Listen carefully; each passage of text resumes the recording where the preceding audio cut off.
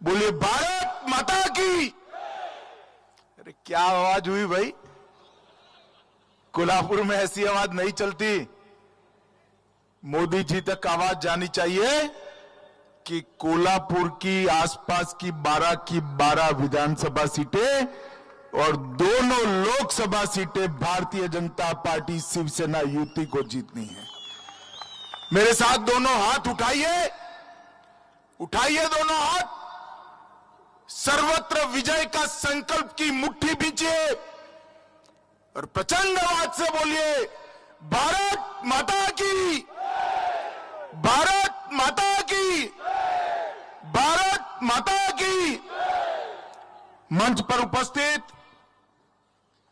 Bharatiya Janata party के प्रदेश अध्यक्ष श्रीमान चंद्रशेखर बावनकुळे जी,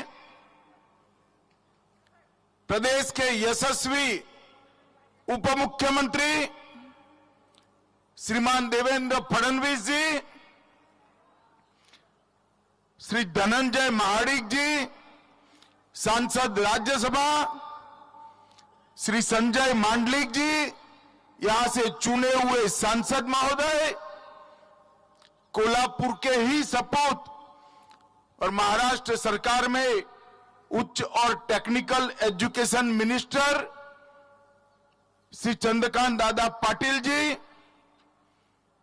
श्री सुरेश राव हालवांकर जी, श्री राजेश समृत सिंह घाटके जी, श्री विनय कोरे जी, श्री प्रकाश आवाड़े जी, श्री राहुल चिकोड़े जी, श्री महेश यादव जी, आज के कार्यक्रम में उपस्थित हमारे पड़ोसी सांसद श्री संजय काका पाटिल जी, भारतीय जनता पार्टी के सह संगठन मंत्री श्रीमान शिव प्रकाश जी, और आज 12 विधानसभा सीटों से आए हुए भारतीय जनता पार्टी के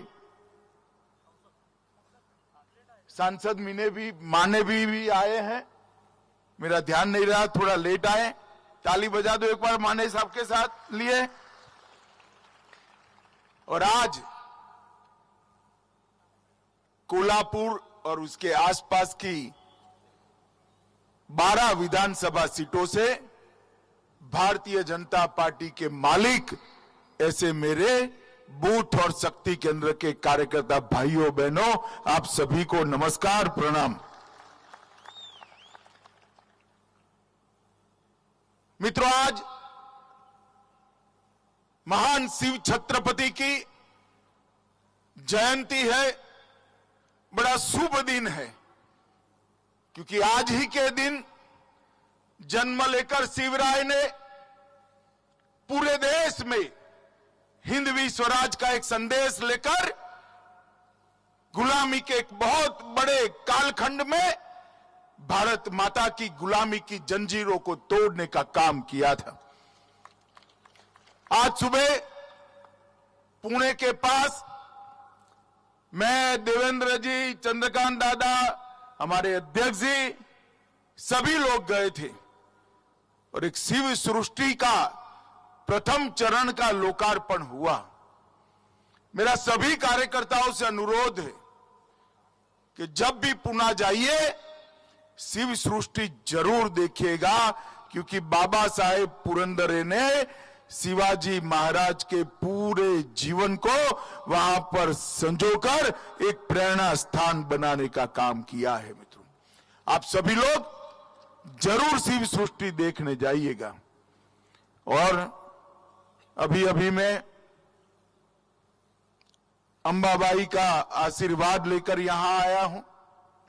मैं जब भी कोल्हापुर जाता हूं, महालक्ष्मी मां का आशीर्वाद लेने जरूर जाता हूं, क्योंकि हम सबके जीवन में मां का आशीर्वाद बहुत मायने रखता है।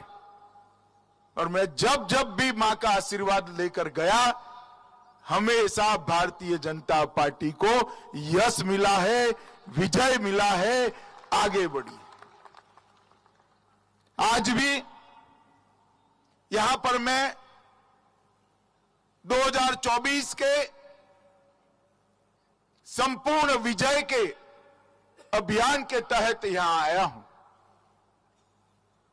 मित्रों, 2024 में फिर से एक बार देश में चुनाव होने वाला है।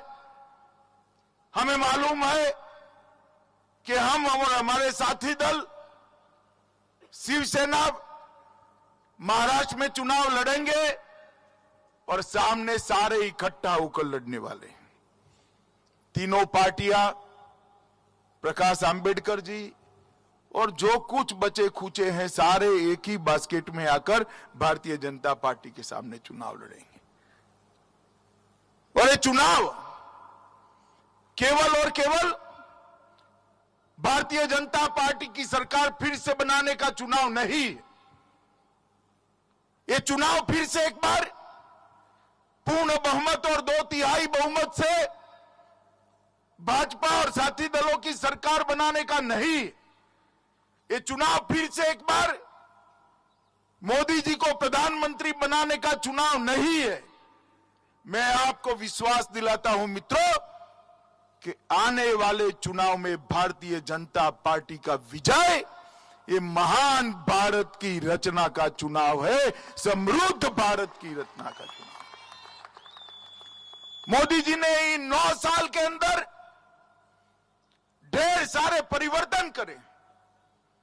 देश की प्रगति, देश में शांति, देश की सुरक्षा और देश की समृद्धि चकाचौंध हो जाए, इतनी तेजी से आगे बढ़ रही है। इसीलिए सारे लोग इकट्ठा होने वाले हैं।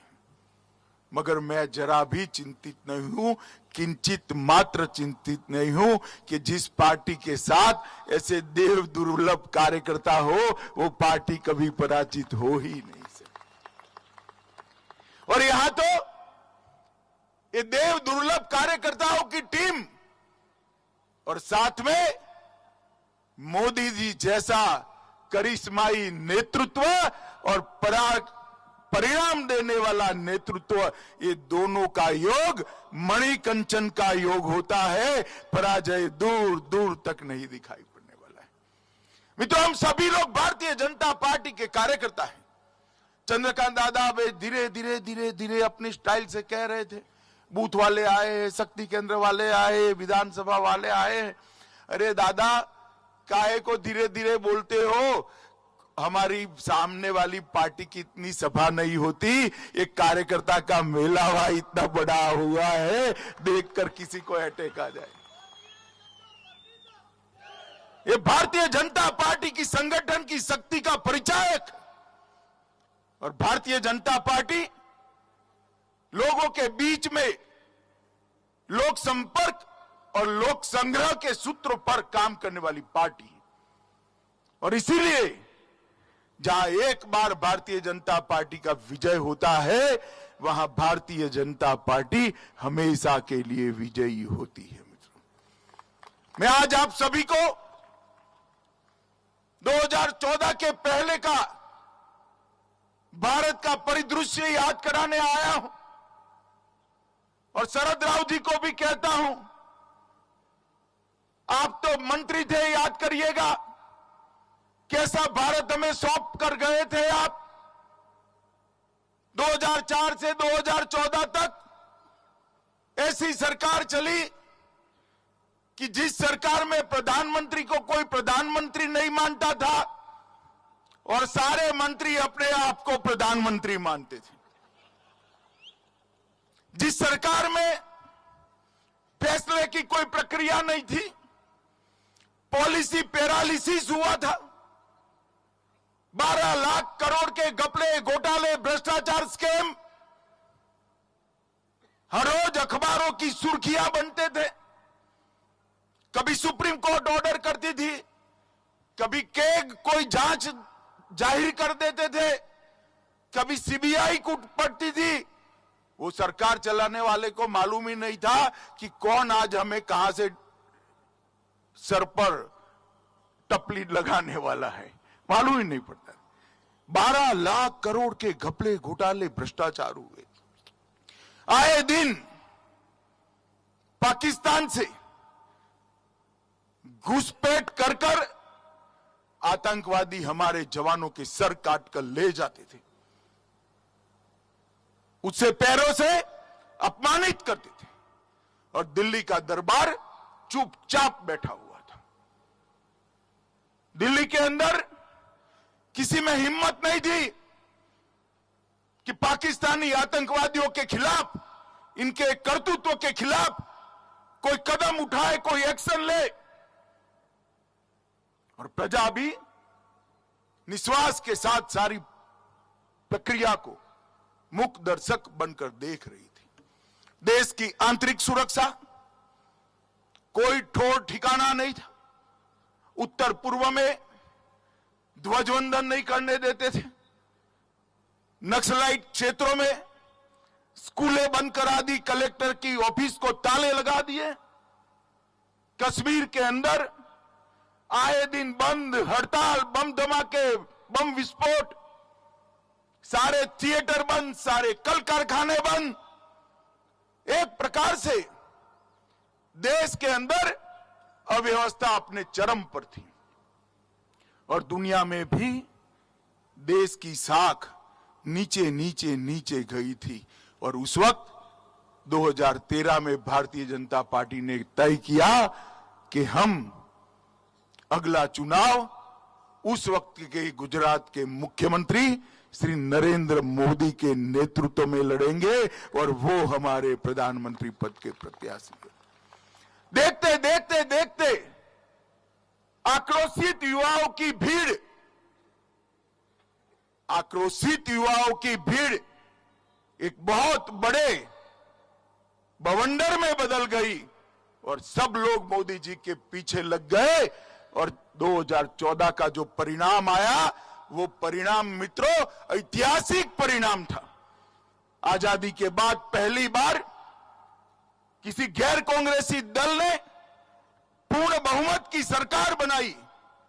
आजादी के बाद पहली बार भारतीय जनता पार्टी ने अपने बूते पर पूर्ण बहुमत की सरकार बनाई और नरेंद्र भाई इस देश के प्रधानमंत्री बने मित्रों। और ये 2024 से 2023 का कालखंड हम सब ने देखा है। 2014 में जब प्रधानमंत्री जी को एनडीए पार्लियामेंट्री पार्टी का नेता चुनने की प्रक्रिया थी, मैं सेंट्रल हॉल में बैठा था, मैं भारतीय जनता पार्टी का महासचिव था। वहां पर मोदी जी ने भाषण किया कि मेरी सरकार दलितों की सरकार है, मेरी सरकार गरीबों की, पिछड़ों की, आदिवासियों की और किसानों की सरकार है। और आज पीछे मुड़कर देखते हैं तो वो कोरा भाषण नहीं था, मोदी जी ने कर कर दिखाया है मित्रों, ये कर कर दिखाया है। ये 9 साल के अंदर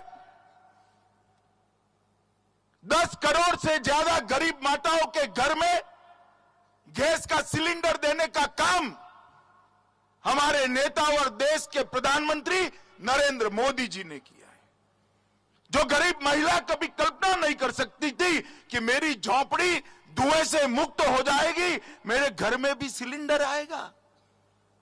कंडे और टहनियां जला जला कर टीबी कर लेती थी, वो आंख की ज्योति चली जाती थी, वो मां के घर में आज गैस का सिलेंडर पहुंच गया है। 70 साल के बाद आज इसके चेहरे पर मुस्कान है और अपने घर के अंदर धुएं मुक्त वातावरण में खुली सांस ले रही है। 11 करोड़ माताओं को घर के अंदर शौचालय देने का काम, एक भगीरथ काम नरेंद्र मोदी जी ने किया और 11 करोड़ परिवारों की माताओं बहनों को सम्मान देने का काम इस देश के प्रधानमंत्री जी ने किया है। मित्रों, हम कल्पना कर सकते हैं घर में शौचालय न हो, टॉयलेट न हो तो माताओं बहनों की स्थिति क्या होती। आजादी के 70 साल के बाद इस देश के 11 करोड़ घर में शौचालय टॉयलेट नहीं थे। हर घर में बिजली पहुंचाई, 3 करोड़ से ज्यादा घर बनाए, 80 करोड़ लोगों को 5 लाख से ज्यादा पूरा स्वास्थ्य का खर्चा फ्री ऑफ कॉस्ट कर दिया।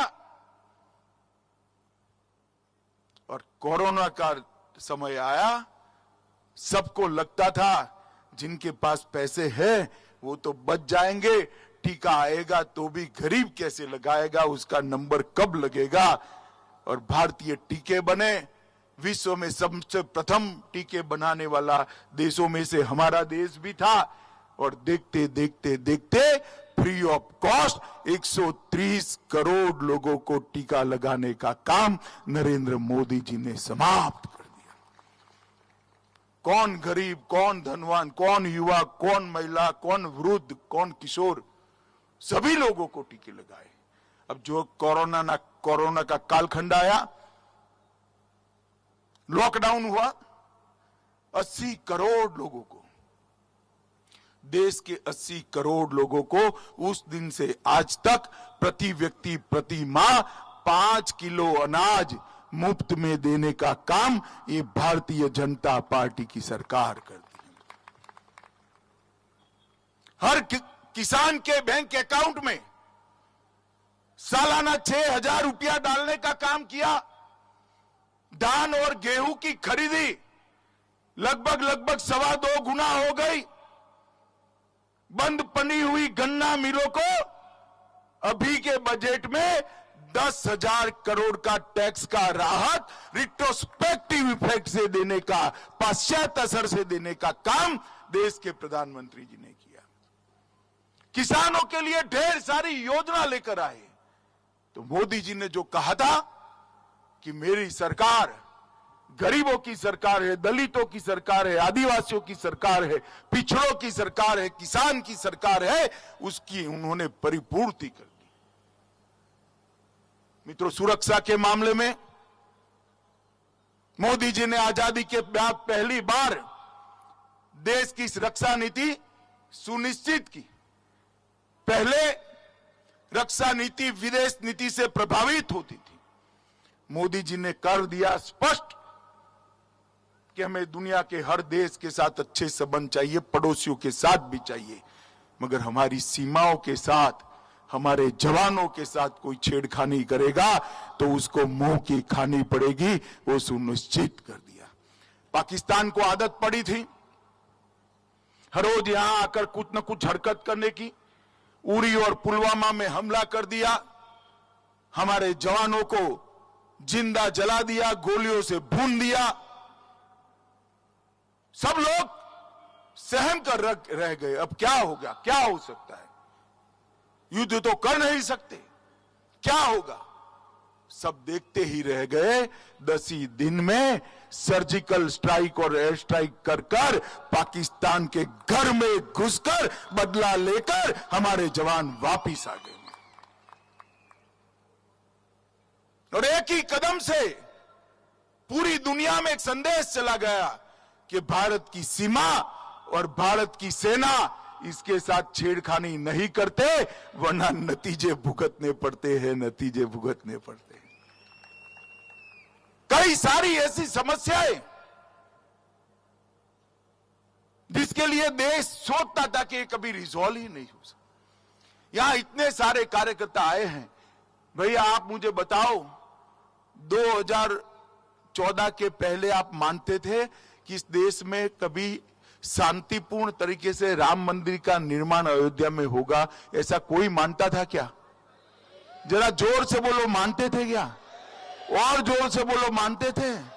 मोदी जी ने 2019 में राम जन्मभूमि पर भव्य राम मंदिर का शिलान्यास कर दिया है और थोड़े ही समय में राम मंदिर समाप्त हो जाएगा।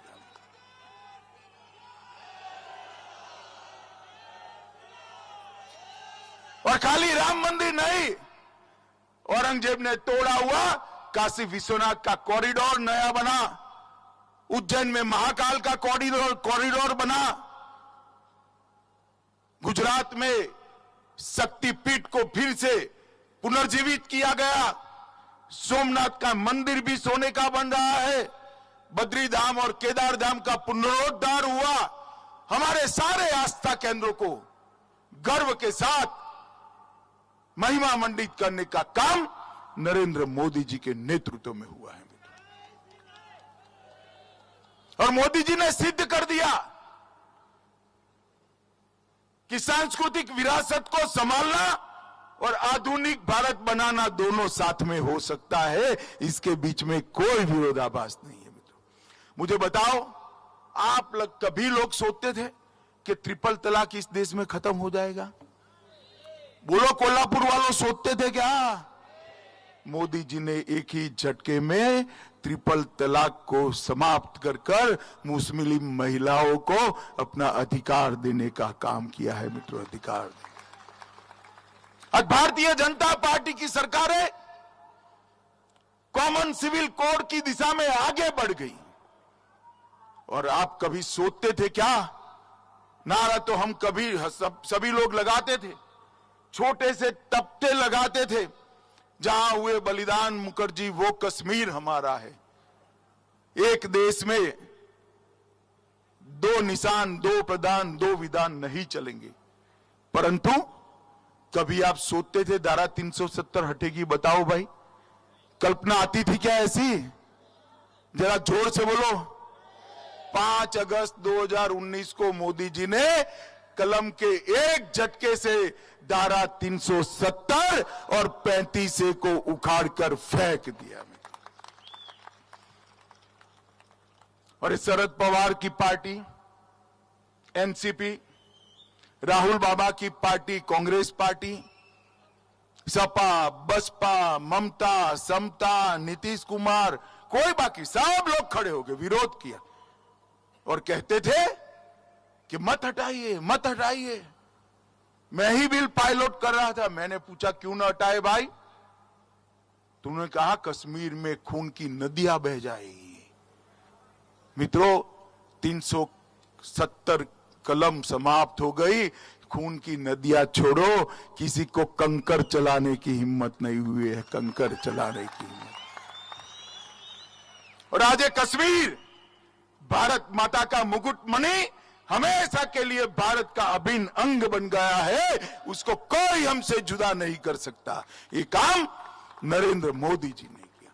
जिस कामों के लिए 70 साल से इस देश की जनता आस लगाकर बैठी थी, कोई तो आए और ये कामों को पूरा करे। मोदी जी ने, देश की जनता ने 2 बार उनको मैंडेट दिया। मोदी जी ने सारे काम, 70 साल के काम 5 साल के अंदर समाप्त कर दिए। मित्रों, इस देश को दुनिया में उत्पादन का हब बनाने का काम किया। कृषि का विकास तो करना ही है, अर्थतंत्र को आगे बढ़ाना है, तो दुनिया भर की कंपनियों को भारत में उत्पादन करने के लिए प्रेरित करनी है। मेक इन इंडिया की पॉलिसी लाए, अनेक प्रकार की नीतियों का निर्धारण किया। अंतरिक्ष के क्षेत्र में, ड्रोन के क्षेत्र में स्टार्टअप की पॉलिसी, मैन्युफैक्चरिंग हब की पॉलिसी, कई प्रकार की पीएलआई स्कीम लाए, कई राज्यों में डिफेंस कॉरिडोर बनाए और देखते देखते देखते भारत आज दुनिया में सबसे लोकप्रिय उत्पादन का हब बना है। दुनिया की सारी कंपनियां आज भारत में उत्पादन करने के लिए लालायित खड़ी है। और इसका परिणाम क्या हुआ? 2004 में अटल जी देश के अर्थतंत्र को 11वें नंबर पर छोड़कर गए थे और अर्थशास्त्री प्रधानमंत्री मनमोहन सिंह 11 से 1 कदम आगे नहीं बढ़ पाए। 10 साल तक 11 का 11 किया और एक बार तो कांग्रेस के प्रवक्ता ने बहुत बड़ी उपलब्धि बताई कि हमने हमारी रैंकिंग को नीचे नहीं जाने दिया। बहुत बड़ी, कितनी बड़ी उपलब्धि उन्होंने बताई। मोदी जी ने 9 साल में हमारे अर्थतंत्र को 11वें नंबर से 5वें नंबर पर पहुंचाने का काम कर दिया। इतनी बड़ी छलांग कभी नहीं लगी और ये सिद्ध हो गया कि भारतीय जनता पार्टी आती है तो अर्थतंत्र आगे बढ़ता है और कांग्रेस और उसके साथी आते हैं तो अर्थतंत्र में स्थगितता आ जाती है। 9 साल से सरकार चला रहे हैं। 12 लाख करोड़ के घपले घोटाले करने वाली ये कांग्रेस पार्टी और उनके साथी शरद राव समेत सभी कोई हम पर आज तक एक पैसे का भ्रष्टाचार का आरोप नहीं कर पाया। हमने प्रामाणिकता के साथ सरकार, किसी की हिम्मत नहीं, विपक्ष की भी नहीं, मोदी जी पर भ्रष्टाचार का आरोप लगाए।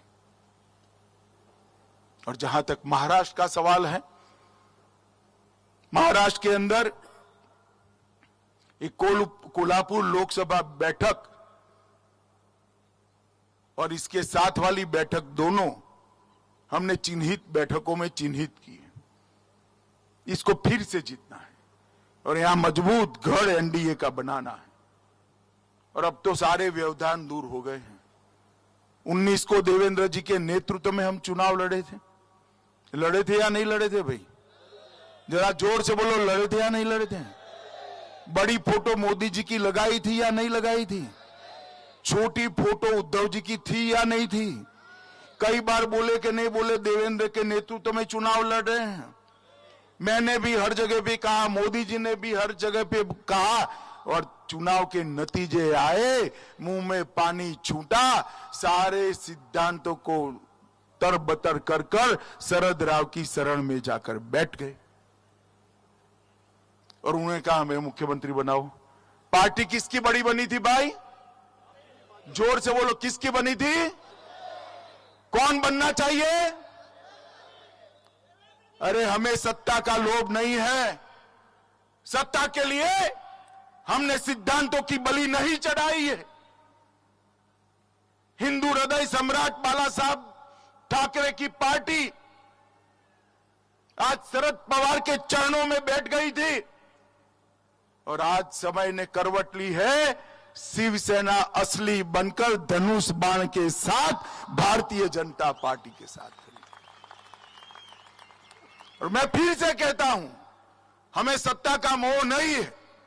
हमारे मन में महाराष्ट्र का हित सर्वोपरि। और आज भी एकनाथ शिंदे जी को मुख्यमंत्री बनाने का काम केवल और केवल भारतीय जनता पार्टी के हमारे ज्यादा विधायकों ने किया है और आज उनको सबक सिखाने का काम भी हुआ है। मगर महाराष्ट्र के अंदर जब चुनाव है तब हमारी अपेक्षा महाराष्ट्र के अंदर बहुमत की नहीं है, बहुमत नहीं प्राप्त करना है। गत चुनाव में भी 48 में से 42 सीटें जीते थे, मगर हमें इससे संतुष्टि नहीं है। इस बार बहुमत नहीं चाहिए, संपूर्ण विजय चाहिए। 48 की 48 लोकसभा सीटें भारतीय जनता पार्टी की झोली में डालनी, मोदी जी के झोली में डालनी। और शिवसेना भाजपा युति फिर से एक बार सिद्ध कर ले कि कुटिल बुद्धि से राजनीति को और सत्ता को कुछ क्षण के लिए तो हथिया सकते हो, मगर रण मैदान में जब आने का समय आता है तब तो साहस, शौर्य और परिणाम ही काम आता है, जो आपके पास नहीं है, भारतीय जनता पार्टी के कार्यकर्ताओं के पास है। मित्रों, मोदी जी के नेतृत्व में महान भारत की रचना करनी है, समृद्ध भारत की रचना करनी है। और देश की जब शताब्दी हो 2047 में, तब दुनिया में हर क्षेत्र के अंदर भारत सर्वप्रथम हो, इस प्रकार के भारत की नींव डालने का काम करना है। इसलिए एक और बार पराक्रम की पराकाष्ठा और पुरुषार्थ कर कर महाराष्ट्र के अंदर संपूर्ण विजय प्राप्त करनी है। 48 की 48 सीटें मोदी जी की झोली में डालनी है।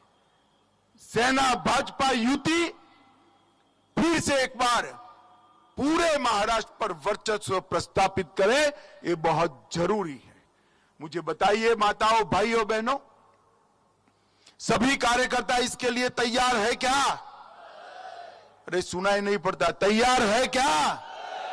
संपूर्ण विजय के लिए तैयार है क्या? 48 की 48 सीटें मोदी जी की झोली में डालेंगे।